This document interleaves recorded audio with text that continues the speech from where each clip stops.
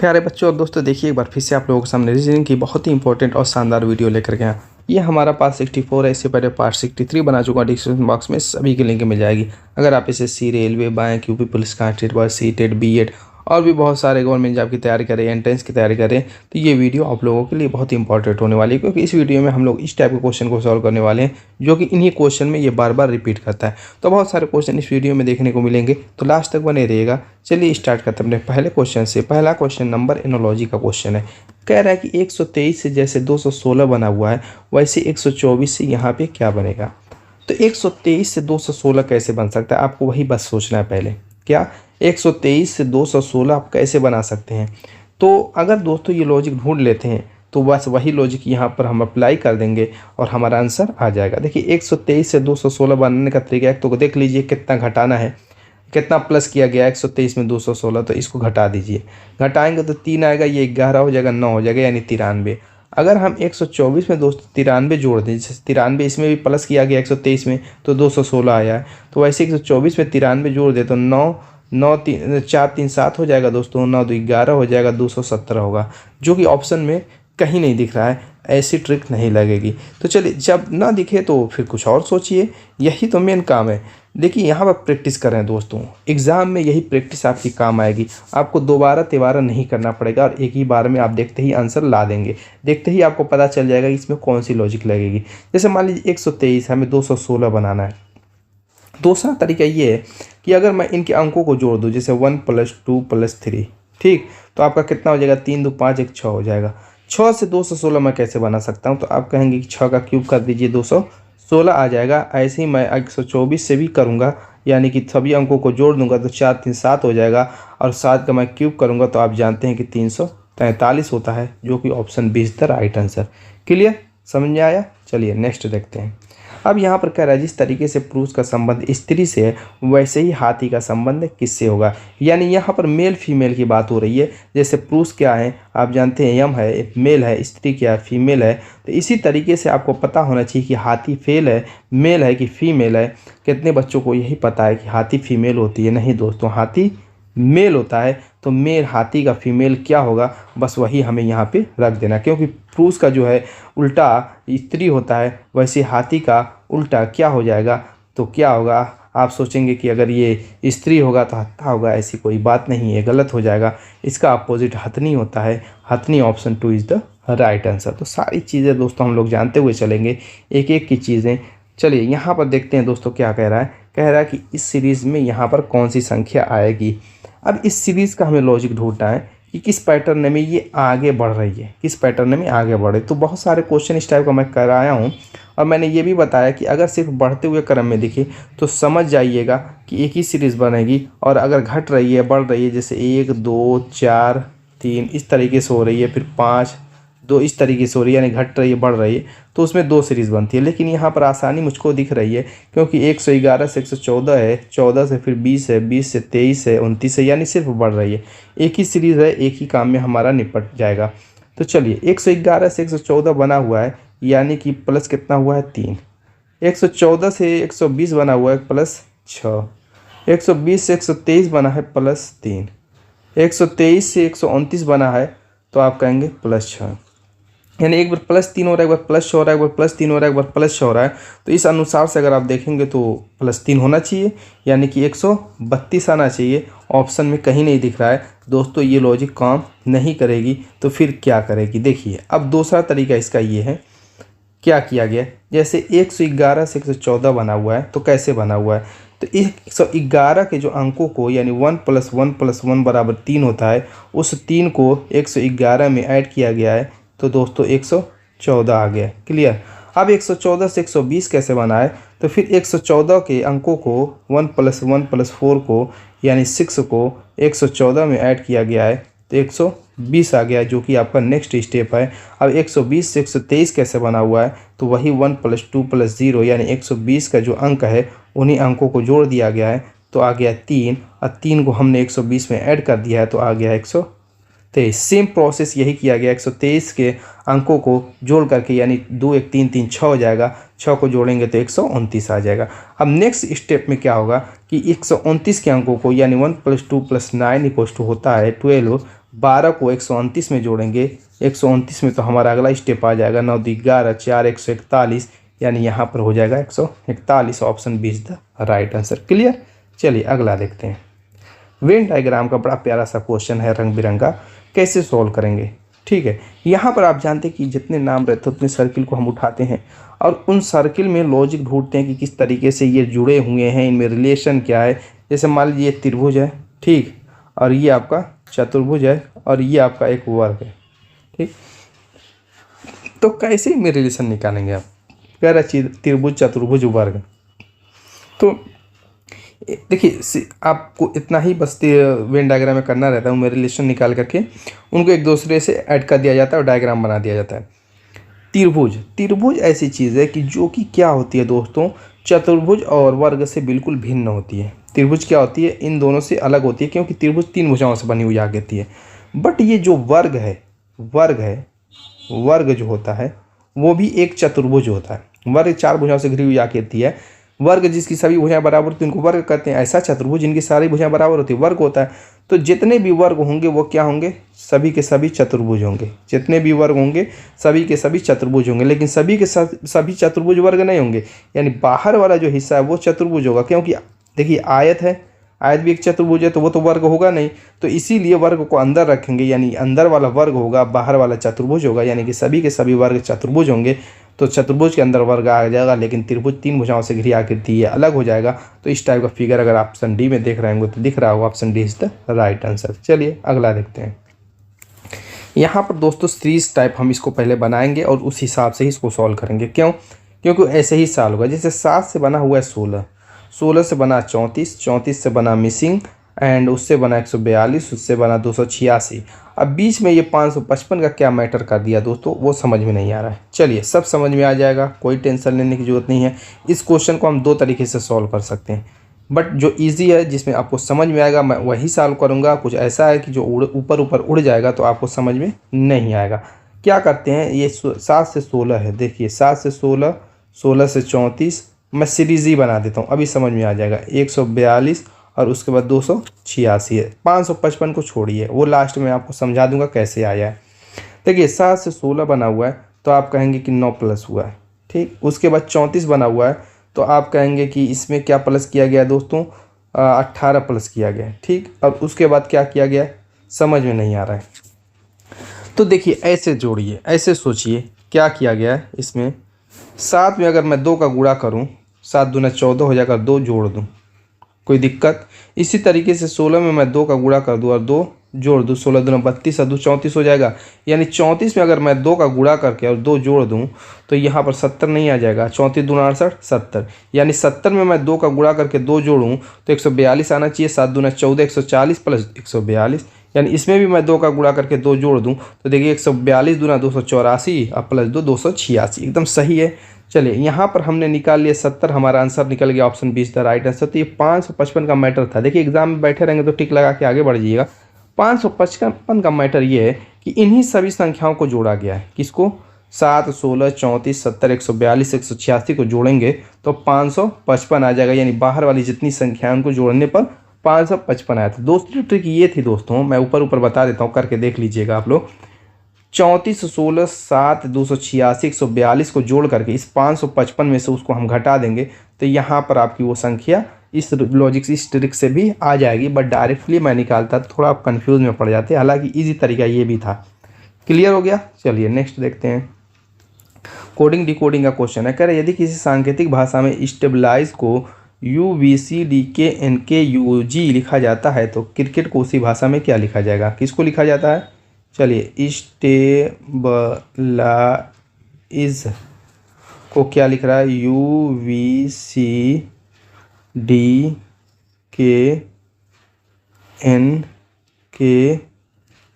लिख रहा है। देखिए इस टाइप के क्वेश्चन में हमेशा जो है नंबर वाला काम करते हैं, नंबरिंग डाल देते हैं 1 से लेकर 26 तक, तो समझ में आ जाएगा, एकदम क्लियर हो जाएगा आपके सामने सब कुछ। जैसे एस होता है 19 पे, टी होता है 20 पे, ए होता है 1 पे, बी होता है 2 पे, और ये आई है तो होता है 9 पे, एल होता है 12 पे, आई होता है 9 पे, एस होता है 19 पे, ई होता है 5 पे। अब यहाँ पर u होता है 21 पे v होता है, 22 पे c होता है, 3 पे d होता है, 4 पे k होता है, 11 पे n होता है, 14 पे k होता है, 11 पे u होता है, 21 पे g होता है, 7 पे। अब आपने रख दिया। अब s की जगह बना हुआ क्या u, तो s क्या था 19 पे 21 हुआ है यानी +2 हुआ है। ठीक, t था 20 पे v 22 हो गया +2 हुआ है, a1c3 +2 हुआ है, bd +2 हुआ है, i9k11 +2 हुआ है, l12 से 14 हुआ +2 +2 +2, सब में +2 हो रहा है, सब में +2 हो रहा है।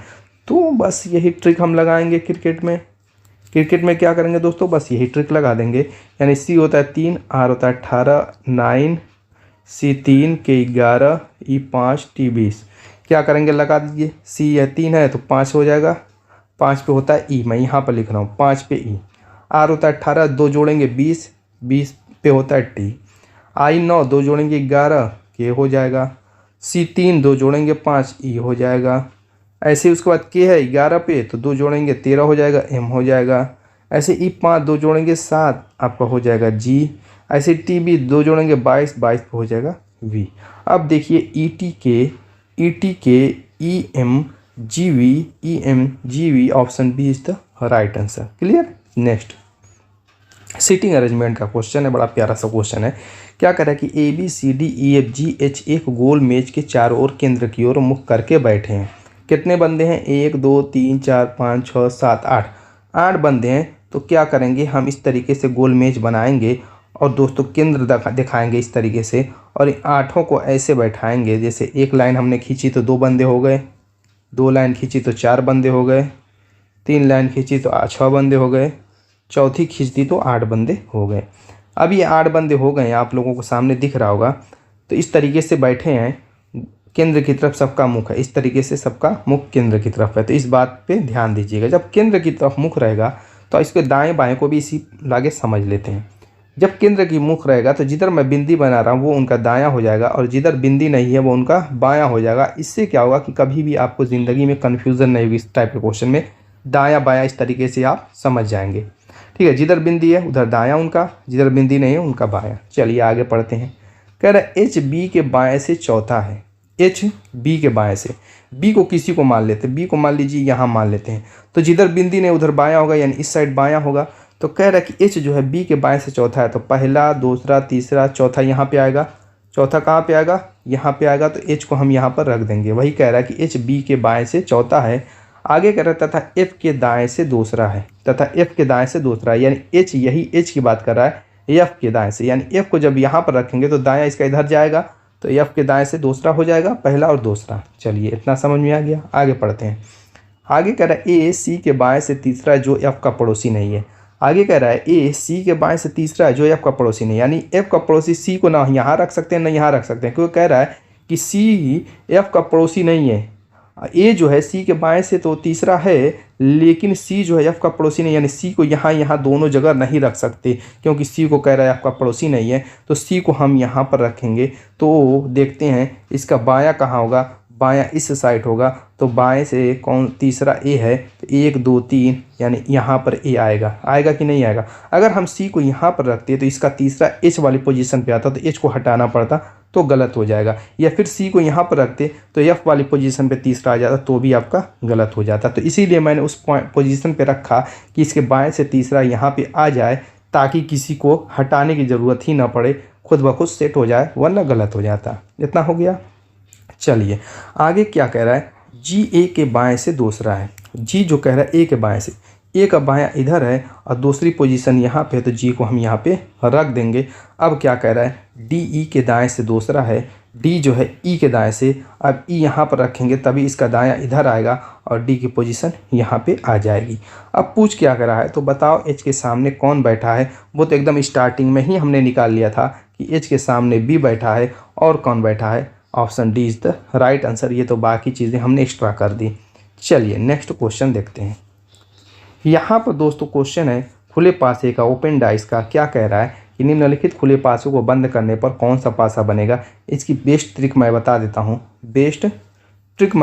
हूँ। जैसे 4 नंबर इस तरीके से अगर हों, 1 2 3 4, तो पहला तीसरे के अपोजिट, दूसरा चौथे के अपोजिट और अगल बगल अगर कोई है तो वो एक दूसरे के अपोजिट होंगे। जब वो एक दूसरे के अपोजिट होंगे तो बगल वाले फेस पे वो नहीं आने चाहिए। जैसे मान लीजिए कि यहाँ पर है फिगर, तो दूसरा पाँचवें के अपोजिट, तीसरा छठे के अपोजिट और पहला चौथे के अपोजिट होगा। यानी कि अगर मान लीजिए यहाँ पर 3 है तो उसके बगल में 6 नहीं आना चाहिए, क्योंकि 6 इसके अपोजिट है, तो 6 यहाँ पर इसके बगल में आ गया तो ये डाइस नहीं बनेगा। इसी तरीके मान लीजिए 1 है तो 1 के अपोजिट 4 है तो 4 उसके बगल वाली फेस पे नहीं आना चाहिए, जबकि यहाँ पे 4 आ गया है तो ये भी नहीं बनेगा। इसी तरीके से मान लीजिए कि 6 है तो 6 के अपोजिट दोस्तों 3 है तो इसके बगल वाले फेस पे 3 नहीं आना चाहिए। आप यहाँ पर ध्यान दीजिएगा, यहाँ पर 3 है तो इसके बगल वाले फेस पे 3 नहीं आना चाहिए, तो ये भी नहीं बनेगा। तो option D is the right answer. Check भी कर लेते हैं। जैसे इसके फेस पे 6 है तो इसके बगल में दोस्तों 6 के अपोजिट 3 नहीं आना चाहिए। देखिए 3 कहीं नहीं है, चलिए सही है। अब 2 है तो 2 के अपोजिट दोस्तों 5 है, इसके बगल में 5 नहीं आना चाहिए, नहीं है। 4 के अपोजिट 1 है, क्योंकि यहाँ पर देखिए बाहर बाहर वाला एक दूसरे के अपोजिट होता है, तो 1 इसके बगल में नहीं है, तो मैंने क्या कहा, option D is the right answer. चलिए नेक्स्ट देखते हैं। कह रहा है कि सही क्रम में व्यवस्थित कीजिए। क्या दिया हुआ है, देखिए क्रम की बात जब भी ऐसा क्वेश्चन है तो सबसे पहले जानने की कोशिश कीजिए क्या दिया हुआ है, कैसे सही कर पाएंगे, क्या हो पाएगा कि नहीं, इसका मतलब समझ में आना चाहिए। क्या कह रहा है, जैसे सोना कह रहा है आभूषण, अयस्क, खाद्यान्न और प्रक्रिया, यानी इससे मुझको समझ में ये आ रहा है, इसके कहने का मतलब ये है कि जो सोना होता है वो जो है पहले कैसे निकाला जाता है, फिर उस कौन से प्रोसेस से वो सोना बनाया जाता है, फिर क्या होता है। यानी कि सोने की एक प्रक्रिया है, तो वो पहले खादान से आप जानते हैं निकालते हैं, खोदा जाता है ज़मीन के अंदर, खादान से निकाला जाता है। और किस रूप में निकाला जाता है, जैसे मान लीजिए कि पहले खादान में जाएंगे आप, खादान में क्या निकालेंगे, सोना, सोने के रूप में सोना नहीं मिलता है, अयस्क के रूप में मिलता है, यानी 3। अब इस अयस्क को एक प्रक्रिया होती है कि जिसके द्वारा इसको साफ़ किया जाता है, साफ़ सुथरा किया जाता है, उसके बाद सोना बनता है। तो उससे पहले, सोने से पहले ये प्रक्रिया से गुजरेंगे, यानी 5 नंबर से, तब जाके पहले नंबर वाला सोना मिलेगा। और जब सोना मिलता है तो जो सोनार होते हैं उसी सोने से आभूषण बनाते हैं। ऑप्शन 2 इज़ द, ये जो है दूसरे नंबर वाला। तो क्या बन गया, 4 3 5 1 2, ये सही क्रम हो गया। 4 3 5 1 2, 4 3 5 1 2, option 2 is the right answer. चलिए नेक्स्ट देखते हैं। अब इसमें कह रहा है कि एक ऐसा है जो इन सब में भिन्न है, यानी कि विषम निकालना है। इसमें मैंने लिखा नहीं है, बस आपको बता दूं कि इसमें से विषम निकालना है, यानी कि उसकी लॉजिक इसमें काम नहीं करेगी। तो चलिए पहले क्या करते हैं, अल्फ़ाबेट को उठाते हैं, अभी समझ में आ जाएगा। जैसे डी है, डब्ल्यू है और ओ है और एल है और एच है, और संख्या क्या है, 32 34 31 33 30। संख्या है 32 34 31 33 30। देखिए संख्याओं में क्या किया गया है, 32 से 34 बना है, क्या है, 32 से 34 प्लस 2, 34 से 31 बना है -3, 31 से 33 बना है प्लस 2, और 33 से 30 बना है -3। संख्याओं में तो कुछ नहीं मिल रहा है, क्योंकि +2 -3 +2 -3 संख्याओं से हमने नहीं निकाल पाए, क्योंकि इसमें सेम एकदम बराबर इक्वल सारी चीज़ें आ रही, सारे प्रोसेस आपके जो एक सीरियल में मिल रहे हैं। चलिए कोई बात नहीं, अल्फ़ाबेट से इनमें भी सब निकाल लेंगे। देखिए एच, अब इसमें भी नंबरिंग दे देते हैं। यहाँ पे 4 है, यहाँ पे 23 है, यहाँ पे 15 है, और यहाँ पे 12 है, और यहाँ पे 8 है। देखिए 4 से 23 बनेगा तो कितना आप घटाएंगे तो 23 बन सकता है। आप कहेंगे कि ये अपोजिट साइड में जाएंगे ना, तो 26 के बाद फिर से स्टार्ट हो जाएगा। तो 4 से 23 कैसे बन सकता है, 4 से 23 बनेगा 4 ये घटाने पर और 3 ये घटाने पर, यानी -7 करेंगे तो आपका 23 होगा। आप कहेंगे कैसे, देखिए 4 में से -7 करेंगे तो -3 आएगा। जब ये -3 आएगा तो फिर ये 26 में से घटेगा, 26 में से -3 घटेगा तो आपका 23 आ जाएगा कि नहीं आ जाएगा, 23 आ जाएगा। तो ये देखिए डबल 23 यानी घटाया गया। इसी तरीके से 23 से 15 बनेगा तो 5 3 8 यानी -8 होगा। अब 15 से 12 बना हुआ है तो -3 होगा, और 12 से 8 बना हुआ है तो -4 होगा। तो कुछ समझ में नहीं आया। समझ में इसलिए नहीं आया कि देखिए यहाँ पर 3 घटाया, 4 घटाया, 7 घटाया, 8 घटाया, ये लॉजिक कुछ समझ में नहीं आ रही है। क्या समझ में नहीं आ रही है, यानी ये बीच में कुछ ना कुछ मैटर है, बीच वाले का मैटर है, वरना एक सीरियल क्रम में ये बनता। क्या बनता, जैसे 7 है उसके बाद 6 बनता, उसके बाद आपका 5 बनता, उसके बाद 4 बनता, एक घटते हुए क्रम में बढ़ता। यहाँ पे घट बढ़ रहा है तो यही दिक्कत हो रही है। तो बीच वाले को हम क्या करते हैं, ओ को कुछ बदलते हैं, ओ की जगह पर अगर आप देखिए पी रखते हैं, क्या पी होता है 17वें नंबर पर। अगर पी की जगह 17 रखते हैं तो अब क्या होगा कि 23 से 17 बनेगा तो आप जानते हैं कि 6 कम होगा। ठीक, 17 से 12 बनेगा तो आप कहेंगे 5 कम होगा। अब 12 से 8 बनेगा तो 4। अब देखिए 7 बना, 6 बना, 5 बना, 4 घटा, 7 6 5 4, यानी एक सीरियल क्रम में घट रहा है कि नहीं घट रहा है। तो यानी कि ओ की जगह आपका पी होना चाहिए, तब सही आंसर आएगा। यानी कि ओ क्या है, इसमें विषम है, यानी यही आपका गलत है। O31 option 3 is the right answer. तो दोस्तों उम्मीद है कि वीडियो पसंद आएगी। मिलेंगे इससे शानदार और धमाकेदार टिप के साथ अपने नेक्स्ट वीडियो में। तब तक के लिए बाय बाय।